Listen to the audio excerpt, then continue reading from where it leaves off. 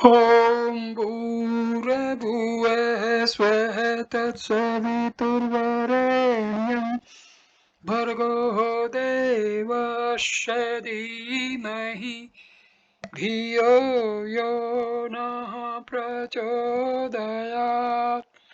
ॐ शान्ति शान्ति शान्तिः। नमस्ते मेरे प्यारे दोस्तों, मैं महर्षि वशिष्ठ का एक बहुत ही महत्वपूर्ण ग्रंथ योग वशिष्ठ के बारे में वीडियो देने जा रहा हूँ। महर्षि वशिष्ठ एक बहुत ही महान योगी थे। इनके स्वभाव व दयालुता, इनके उपदेशों के कारण यह सदैव चर्चित रहे हैं। महर्षि वशिष्ठ बचपन से ही आध्यात्मिक प्रवृत्ति के थे। उनके उपदेशों से प्राचीन काल के ग्रंथ, धार्मिक ग्रंथ सभी भरे पड़े हैं। ब्रह्मांड की उत्पत्ति के प्रथम समय में भगवान ब्रह्मा जी के पुत्र के रूप में यह जाने जाते थे। कहीं कहीं मित्र वरुण के पुत्र तथा अग्नि के पुत्र आग्नेय कहे गए हैं। यह सबसे महान अक्षत्रियों में से एक हैं और इनकी पत्नी अरुंधति पवित्रता में सर्वश्रेष्ठ हैं। सप्तऋषि मंडल में महर्षि वशिष्ठ जी के साथ इनकी मां अरुंधति भी हमेशा विद्यमान रहती हैं। सृष्टि के रचयिता भगवान ब्रह्मा जी को जब यह ज्ञान प्राप्त होता है कि आगे चलकर सूर्य वंश में मर्यादा पुरुषोत्तम भगवान श्री राम अवतरित होंगे, इन्होंने सूर्य वंश का ब्राह्मण बनना स्वीकार कर लिया। इनका तपोबल इतना था कि जब कभी अनावृष्टि आती तो यह अपने योग बल से उसको दूर कर देते थे। राजा भागीरथ आपकी ही कृपा से गंगा को लाने में समर्थ हो सके थे। महाराज दिलीप की कोई संतान नहीं थी। महर्षि वशिष्ठ ने उन्हें संतान प्राप्ति के लिए गौ सेवा का व्रत बताया था। इन्होंने ही अयोध्या के राजा दशरथ की रानियों को पुत्र प्राप्ति के लिए यज्ञ करवाने को कहा। इन्हीं के सहयोग से और आशीर्वाद से भगवान श्री राम और उनके भाइयों का जन्म हुआ। महर्षि वशिष्ठ जी का योग बल अत्यंत अद्भुत था। दूर दूर तक लोग इनके इसी योग बल के कारण इन्हें बहुत अधिक मानते थे। एक दिन महातपस्वी एवं महान शक्तिशाली महाराजा विश्वव्रत सेना सहित इनके आश्रम गए। महर्षि ने सेना सहित इनका आदर किया। वहां नंदिनी नामक एक कामधेनु गाय का अद्भुत प्रभाव देखा और इसका अपहरण कर ले जाने की चेष्टा करने लगे। वशिष्ठ जी ने इनकी सेना को ध्वस्त कर दिया। वह लज्जित होकर हिमालय की ओर जाकर घोर तपस्या में लग गए। भगवान शिव शंकर एवं सृष्टि रचयिता ब्रह्मा जी के वरदान से विश्वामित्र ने दिव्य धनुर्विद्या के ज्ञान के साथ ही अलौकिक बल पराक्रम पर्वत अस्त्र अनेक अस्त्र शस्त्र को प्राप्त किया। ये सभी शक्तियां प्राप्त कर विश्वामित्र जी पुनः वशिष्ठ जी के आश्रम चले गए और उन्हें तंग करने लगे, किंतु वशिष्ठ जी उनसे क्षमा मांगे और अपने बल से अपने ब्रह्मदंडी को पृथ्वी पर गाड़ दिया, जिस पर विश्वामित्र जी के सभी अस्त्र शस्त्र समा गए।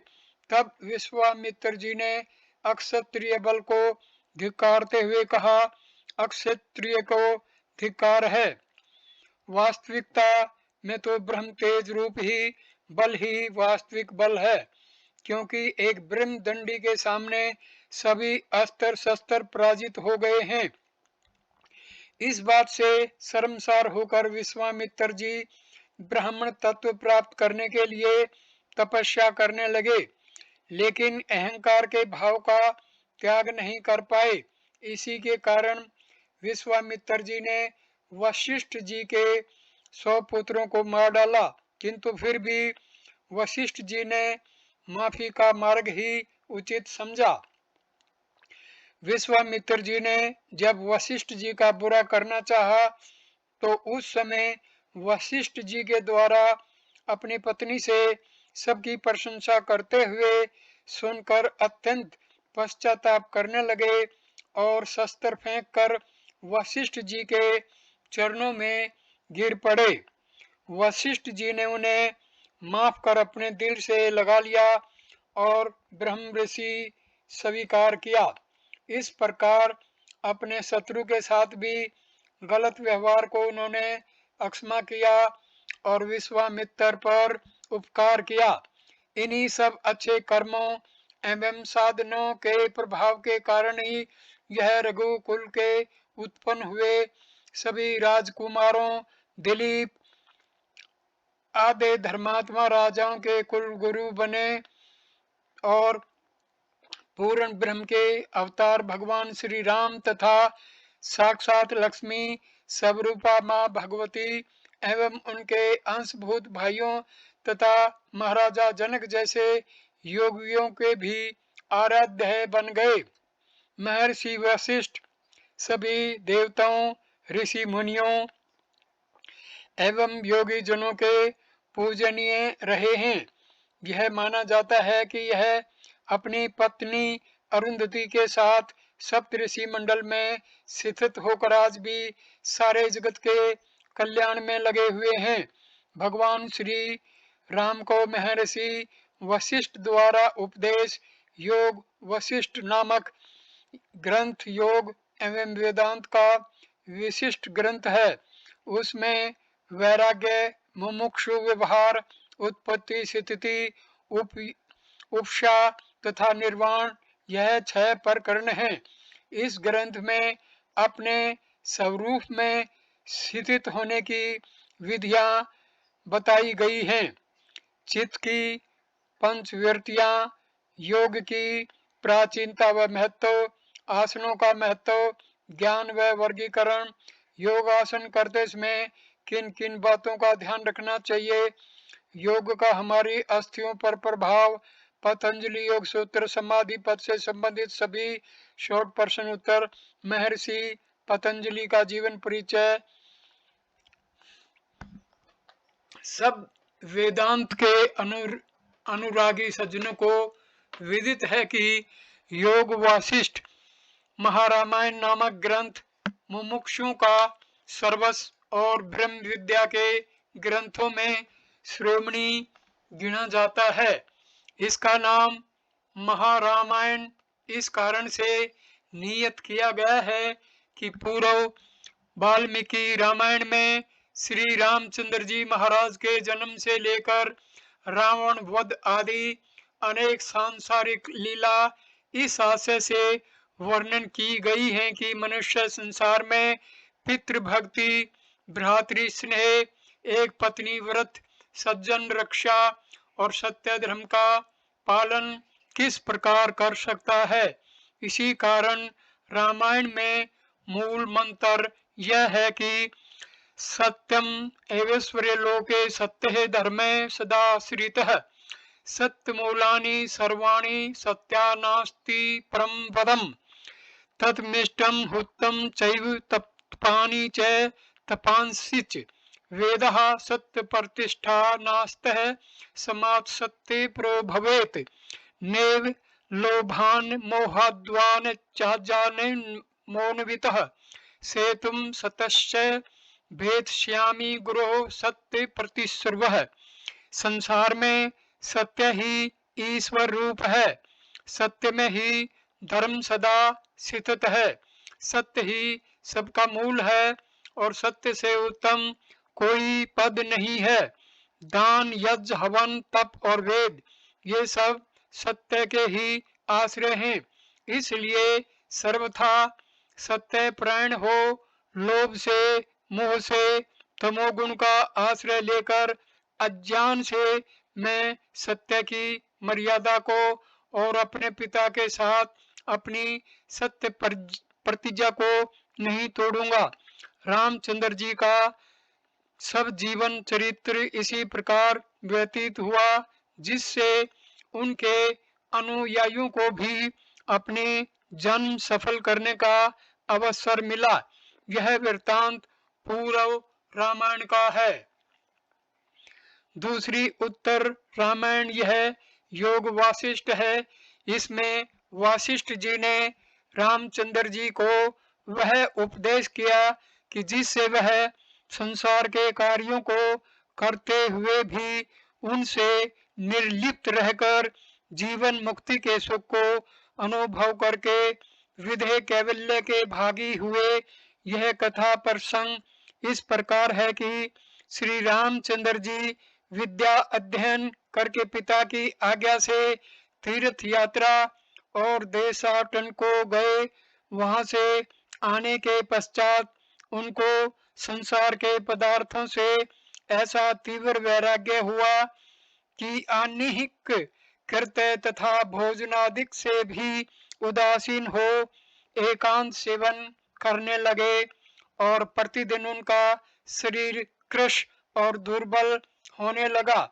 उस समय विश्वामित्र मुनि महाराज दशरथ के सभा में आए और अपने यज्ञ के विघ्नकारी राक्षसों के मारने के लिए श्री रामचंद्र जी को मांगा, परंतु राजा दशरथ ने अपने पुत्र स्नेह की अधिकता और दीनता को प्रकट करके श्री रामचंद्र जी को देने में संकोच किया और रामचंद्र जी के चित्त की जो दशा उसमें थी वर्णन की।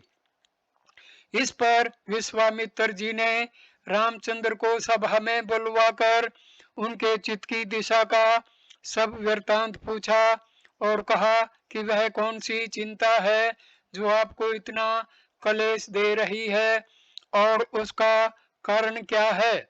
श्री रामचंद्र जी ने अपने चित्त की दशा और संसार के पदार्थों में अरुचि प्रकट करके कहा कि इस जगत में कोई भी वस्तु अविनाशी अथवा आनंददायक नहीं है। मनुष्य संसार में जन्म लेकर उन्हीं दुखदायी विषयों को कि जिनकी उसने अनेक पूर्व जन्मों में सेवा की थी भोगता संतोष नहीं पाता और दुख से दुखांतर को प्राप्त होकर मर जाता है और पुनः जन्मता है। निदान यह अनादिकाल से जन्म मरण रूपी प्रवाह में बहता है और उसको इस आवरण में घूमते घूमते कभी शांति नहीं मिलती। जगत के संपूर्ण पदार्थ परस्पर कुछ संबंध नहीं रखते, किंतु मन से ही उनमें संबंध कल्पित हुआ है और यद्यपि यह मन भी असत है तथापि उसने इस जगत को सत के सदृश कर दिया दिखाया है और स्त्री पुत्र ग्रह राज्य आदि अनेक असत पदार्थों से मनुष्य को मोहित कर दिया है। इसलिए यदि मन का मिथ्यात्व निश्चय कर लो तो फिर जगत में कोई पदार्थ भी सत्य न ठहरेगा। यह सब वासना रूपी जाल जिसमें प्राणी मात्र बंधा हुआ है मन का ही फैलाया हुआ है। हमको किसी ने नहीं बेचा परंतु हम अपनी वासना वशात विवेक हुए के सदृश हैं और यद्यपि हमको यह निश्चय है कि यह जगत सर्वथा मिथ्या है तथापि हम उसी के पदार्थों की ओर दौड़ते हैं। प्रतिदिन हमारे सामने अनेक प्राणी मरते जाते हैं और अनेक पदार्थ नष्ट होते जाते हैं। श्रीमानों के स्त्री की कोई आस्था नहीं दिखाई पड़ती। ऊंचे से ऊंचे प्रतिदिन होते रहते हैं तथापि हमको अपने मरने का और संसार के नश्वरता का विश्वास नहीं होता। यद्यपि बाल्य यौन आदि अवस्था और श्री आदि पदार्थों में कोई रमणीयता नहीं देखते, तथापि उनसे सर्वथा मोहित होकर अपना जन्म गमाते हैं और आत्म विचार में किंचित भी ध्यान नहीं देते। इस सब का कारण हमारी वासना है। इसलिए मैं वासना से मुक्त होना चाहता हूँ। जब श्री रामचंद्र जी ने संसार के पदार्थों से ऐसा वैराग्य और राज्य आदि में सर्वथा अरुचि प्रकट की और वशिष्ठ, विश्वामित्र आदि ऋषियों से जो उस सभा में उपस्थित थे यह प्रार्थना की कि आप मुझे वह उपदेश कीजिए कि जिससे मैं इस शोक सागर से पार उतरूं। तब विश्वामित्र जी ने वशिष्ठ से कहा कि आप रामचंद्र जी को ऐसा उपदेश करें कि जिससे उनका अज्ञान रूपी अंधकार दूर हो जाए। इस पर वशिष्ठ जी ने रामचंद्र जी को यह महा रामायण नामक शास्त्र का उपदेश किया। इसी का नाम योग वासिष्ठ है।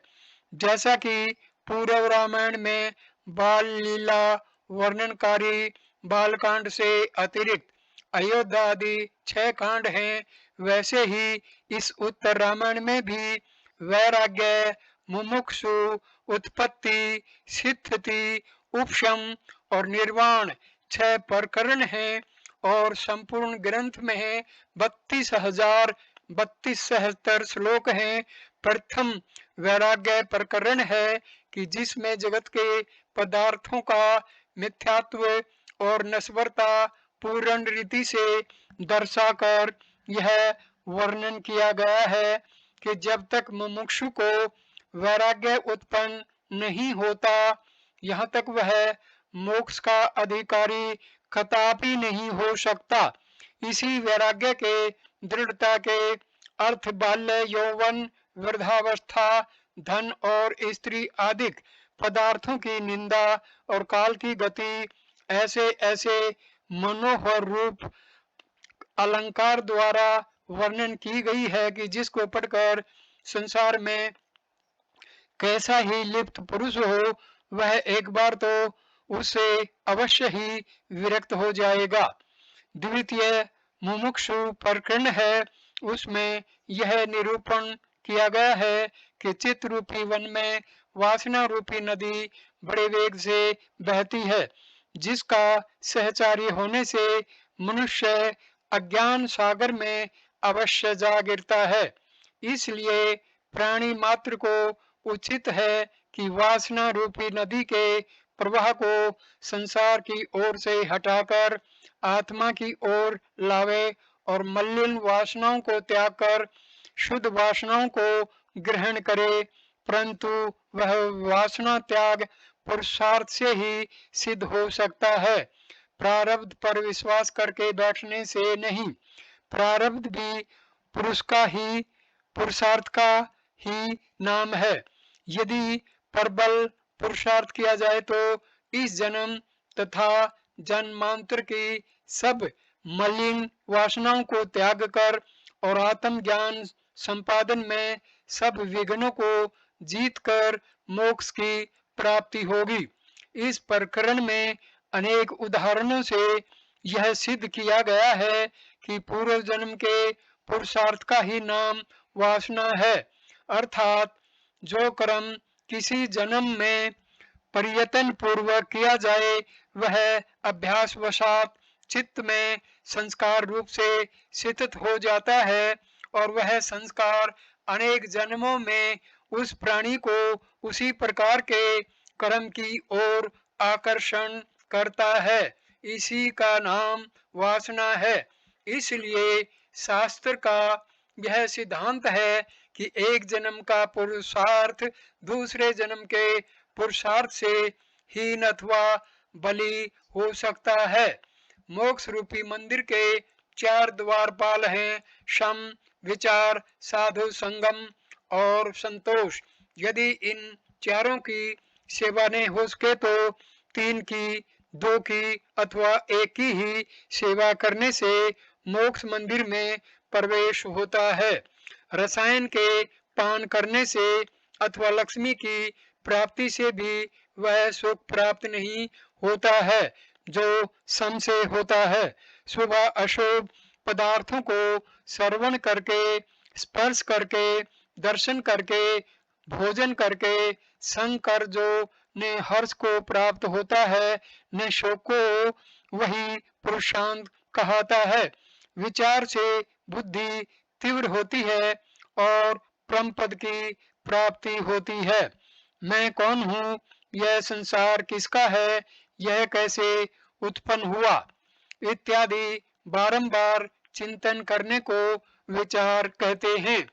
अप्राप्त वस्तु की इच्छा को त्यागना और संप्राप्त वस्तु में संबुद्धि रखना, हर्ष विषाद से रहित होने और चित्त को आशा के विवश न होने देने का नाम संतोष है।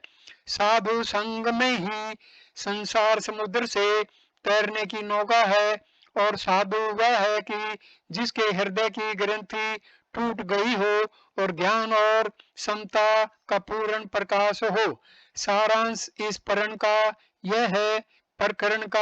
यह है कि वासना के अक्षीण होने को भी पंडित जन मोक्ष कहते हैं। पदार्थों की वासना के दृढ़ होने का नाम बंधन है। तृतीय उत्पत्ति प्रकरण है, उसमें यह वर्णन किया गया है कि अस्मद और युपमद अर्थात मैं और तुम से लेकर यह सब दृश्य मन का विलास मात्र है, वास्तव में कुछ भी नहीं है। जैसे कथा का प्रसंग अथवा आकाश में मोतियों की माला अथवा जल में तरंग उत्पन्न होकर नष्ट हो जाते हैं और वास्तव में आकाश और जल से मोतियों की माला और तरंग भिन्न नहीं है, किंतु आकाश और जल ही रूप है, वैसा ही है जगत मन रूप है। मन ही सबका पर्वत है और जैसा जिस पदार्थों को चाहता है वैसा कर दिखाता है। जो कुछ इस जगत में जहाँ कहीं है वह सब मन से ही रचा हुआ है, बिना मन के रचे कुछ नहीं हो सकता। इसलिए जब मन शांत हो जाएगा तो जगत कुछ बाधा नहीं करेगा। जो वस्तु संकल्प सिद्ध है वह संकल्प से ही नाश हो जाती है।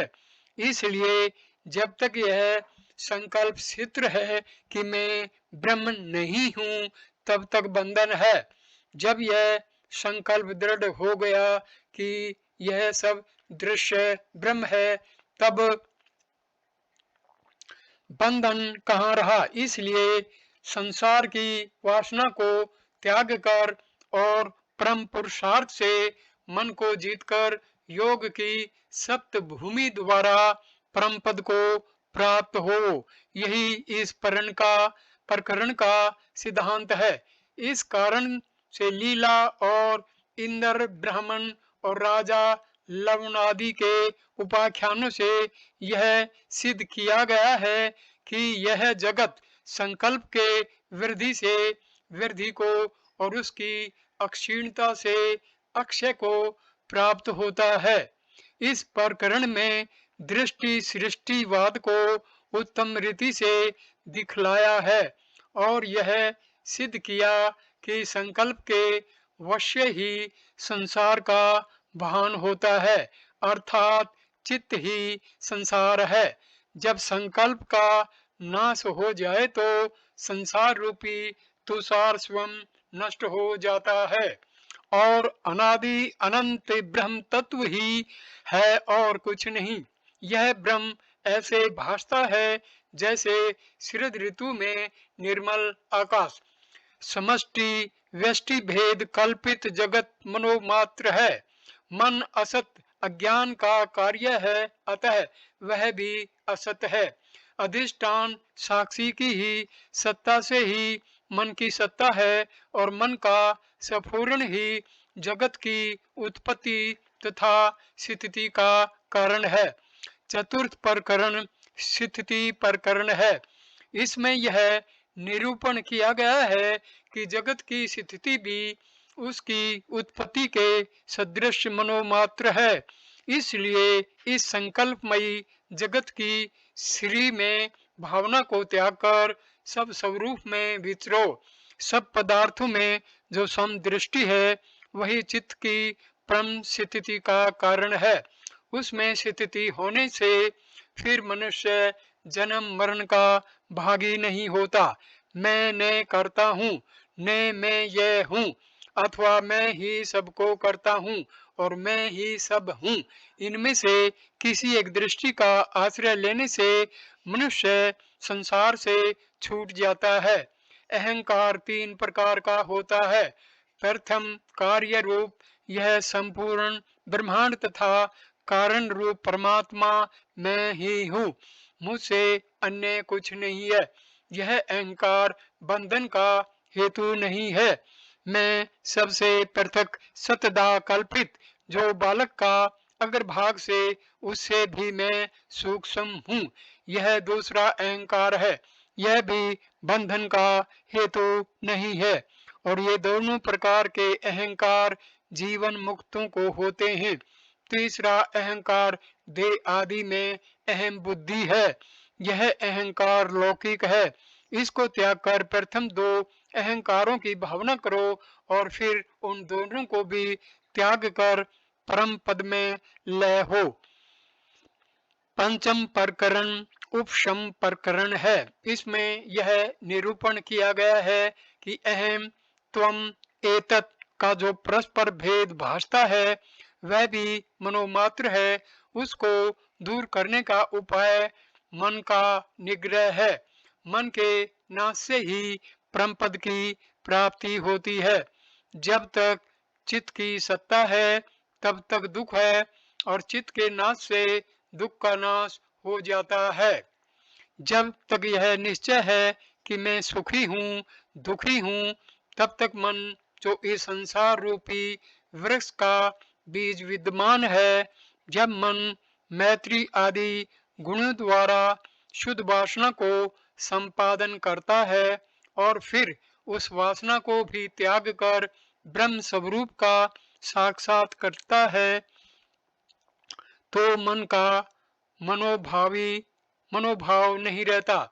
यह नाश दो प्रकार का है, एक स्वरूप, दूसरा अरूप। जीवन मुक्ति के प्राप्त होने पर जब मैत्री आदि गुण प्रफुल्लित होते हैं तो मन का स्वरूप नाश होता है। और जिस समय कि विद्वान उस पद को प्राप्त होता है कि जहाँ न गुण है न अगुण है, न तेज है न तम है, न दिन है न रात है, न संध्या है न उदय है, न अस्त है न हर्ष है न शोक है, और जो मन वाणी और बुद्धि का विषय नहीं है, उस समय मन का अरूप नाश होता है। मनोनाश, वासना क्षय और तत्व साक्षात्कार से ही परम पद की प्राप्ति होती है। यह तीनों एक दूसरे के सहचारी हैं। यदि वासना परित्याग में यत्न करोगे तो मन का नाश होगा और मन के नाश से तत्व साक्षात्कार होगा। जब तक मनोनाश नहीं तब तक वासना अक्षय नहीं, और जब तक वासना अक्षय नहीं तब तक साक्षात्कार नहीं। जिसने थोड़े से ही विचार से चित्त को जीता उसने जन्म सफल कर लिया। उसको आदि व्याधि और विषय कोई दुखदायी नहीं होते। जिन्होंने सब संकल्पों की सीमा परम पद में विश्रांति पाई है, वह मेरु को भी तृण के समान जानते हैं। संग ही अर्थों का कारण है, संग ही संसार का कारण है, संग ही आशा का कारण है, संग ही आपत्ति का कारण, संग का त्याग ही मोक्ष है। संग के त्याग से ही बंधन छूट जाता है। जो ज्ञात ज्ञेय है वह सर्व जगत को चिन्ह मात्र जानकर अंतर्मुक्त होकर जगत में विचरते हैं। षष्ठ प्रकरण निर्वाण प्रकरण है। इसमें यह निरूपण किया गया है कि जब यह जीव इस संसार में अनादि काल से भ्रमण करते करते अपने पुरुषार्थ से सब वासनाओं का अक्षय करके आत्मप्राण होता है, तब उसको यह भान होता है कि जैसे अग्नि से उष्णता अथवा कमल से सुगंधि अथवा हिम से शुक्ल शुक्लता भिन्न नहीं है, वैसे ही यह जगत चित्त अर्थात ब्रह्म से भिन्न नहीं है। मैं चिन्ह मात्र अर्थात चित्त स्वरूप हूँ, किंचित मात्र अर्थात दृश्य नहीं हूँ, किंतु आकाश से भी सूक्ष्म हूँ। यह बुद्धि जब उदय होती है तब संसार के बंधन छूट जाते हैं। जब तक यह बुद्धि उदय नहीं होती और यह बुद्धि रहती है कि मैं देह हूँ, तब तक संसार बंधन से मोक्ष नहीं होता, न शास्त्र से न गुरु के उपदेश से, किंतु केवल अपनी ही शुद्ध बुद्धि से परम पद की प्राप्ति होती है। यह परम पद अन्य कुछ नहीं है, केवल यही है कि मुझसे भिन्न कुछ नहीं है। यह संसार चक्र जो अनादिकाल से चल रहा है, वास्तव में ब्रह्म से अर्थात मेरे स्वरूप से भिन्न नहीं है। इस प्रकार ज्ञान के उदय होने पर अहम मम कार्य कारणादिक सब अभिमान को त्याग कर मनुष्य शरीर के विद्यमान रहते ही जीवन मुक्ति का सुख भोग कर विधेय कैवल्य को प्राप्त होता है। इस प्रण की अधिक व्याख्या द्वितीय भाग में की जाएगी। इस ग्रंथ के विषय में बहुत से पाठकों को यह शंका होती है कि यह वाल्मीकि मुनि परनीत नहीं है, क्योंकि इसमें बौद्ध और अरहत मतों का प्रसंगवशात वर्णन किया गया है और भगवत गीता में भी संक्षेप में निरूपण किया है और बौद्ध और अरहत मत और भगवत गीता वाल्मीकि जी के पीछे की है। ग्रंथ की रचना भी आदि कवि सी प्रतीत नहीं होती। इसका उत्तर यही हो सकता है कि ग्रंथ वाल्मीकि वाल्मीकि जी रचित हो या न हो, वह वेदांत के सब ग्रंथों में शिरोमणि है और कोई मुमुक्षु उसकी उपेक्षा नहीं कर सकता। विद्यारण्य स्वामी ने अपने जीवन मुक्ति विवेक में इसको बड़े महत्व के साथ स्वीकार किया है और महाभारत के टीकाकार श्री नीलकंठ जी ने भी स्थल स्थल पर इसकी महिमा प्रकट की है।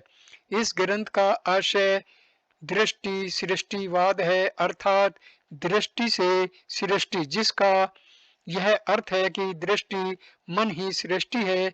इसी वाद को श्री नीलकंठ जी ने महाभारत से सिद्ध किया है और यूरोप में भी वर्तमान समय में जर्मनी के बड़े विद्वान कैंट और उनके अनुयायियों का भी यही सिद्धांत है। इसलिए योग वासिष्ठ प्राचीन ऋषियों और आधुनिक विद्वानों के सिद्धांत के सर्वथा अनुकूल है। इसका अंग्रेजी भाषा अनुवाद कलकत्ता निवासी श्री बिहारी लाल मित्र ने बड़े परिश्रम से छपवाया है। वर्तमान समय में यह ग्रंथ मुमुक्षुओं को लाभदायक है। पहले यह ग्रंथ संस्कृत टीका के साथ बुम्बई में गणपति कृष्णा जी के यंत्रालय में छपा।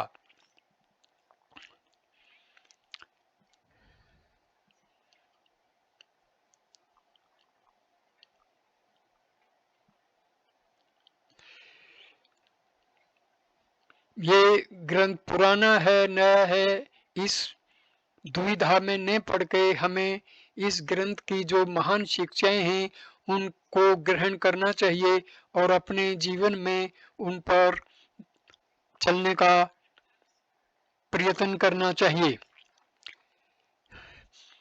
ग्रंथ की प्राचीनता या अर्वाचीनता पर जाने से कोई लाभ नहीं है। ये विषय जो साधक हैं उनके लिए आवश्यक नहीं होता। साधकों को इस ग्रंथ में दिए गए जो सिद्धांत हैं उनके ऊपर चलना चाहिए और विश्वास के साथ इस ग्रंथ का अध्ययन, स्वाध्याय और मनन करना चाहिए। अब हम अगले वीडियो से ग्रंथ का जो मुख्य भाग है उसको शुरू करेंगे। वीडियो देखने के लिए धन्यवाद मेरे दोस्तों। नमस्कार, नमस्ते।